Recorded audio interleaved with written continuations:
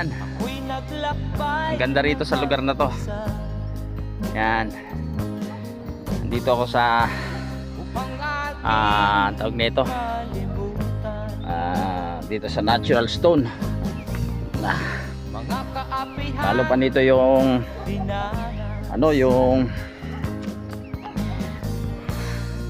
yung ibaba nito.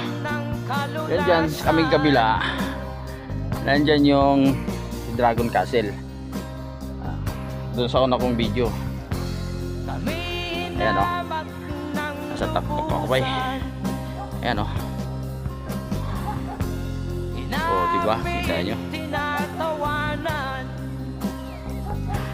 Maganda. Medyo nahingal nga lang ako. Tingnan nyo naman yung mga bato nya. Talaga namang matutulis. Pero maganda. Ayan.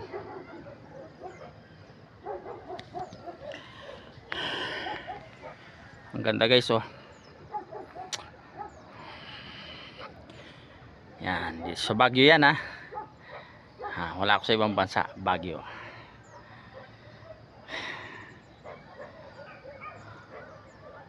Tas